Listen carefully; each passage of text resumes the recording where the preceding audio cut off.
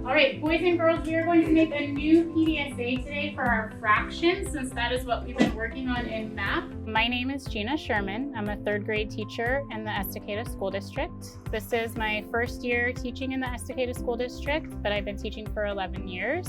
I came to Estacada because I actually have a student here and I saw all the work that they were doing with continuous improvement. So when my daughter would come home from school, she was really aware of exactly what she was working on. She was a second grader, so for a second grader to know this is where I'm at, this is my goal, this is what I'm working for, that's very impressive.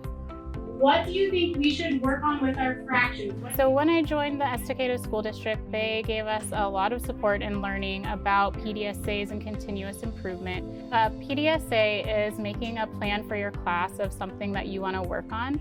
We use it for anything behavior or academic. So the P is just making a plan. This is what we want to do. This is what we're wanting to work towards and see.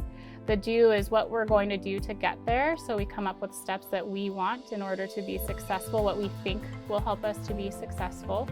Study is where we keep track of our data, we record our improvement and what we're doing. The act section is where we look at that each week in my classroom of what have we been doing, what has been positive, what should we change in order to keep working towards meeting that goal, and then we just kind of continue around. We look back at that plan. Are we doing what we said we were going to do? Here's our new data to go in our study. What else can we add to our act section? What can we change? What can we keep doing?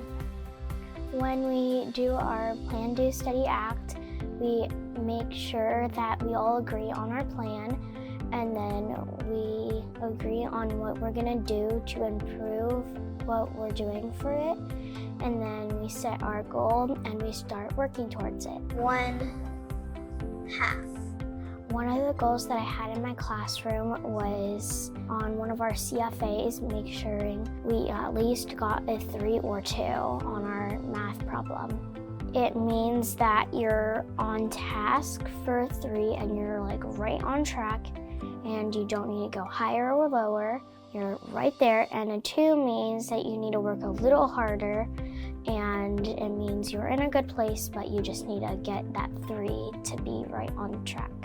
Right now, one of the goals that I'm working on is getting 2 of my really hard math tests done, and another goal that I've been really working on since the beginning here is make sure I've done all good scores in all of my tests, because we're doing the state test in a few weeks.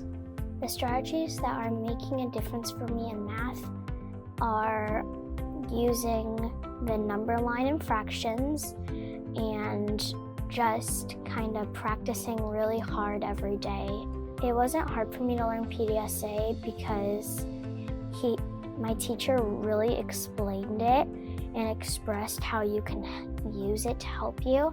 I think at first when I heard about PDSA, even with having the time carved out in our schedule to work on data, I thought, oh my gosh, when am I going to make these posters? When am I going to get all of this done? Initially, it might seem like, oh, here's another thing to do, but once you get started, it's so easy. My students were really struggling with being able to answer questions from text using complete sentences. It was just very hard for them to do everything that was needed. So I was seeing that our scores were just really low mastery on that. And so we made a PDSA, and I shared with them only 6 students had mastered their last exit ticket on that. And from that point on, they really helped me figure out what was going to go on the poster. For example, I hadn't given them a clear example of a 3 at that point, and so that was their idea, like, let's see an example. We put that up on the board. The second week, we doubled our scores of how many people had a 3.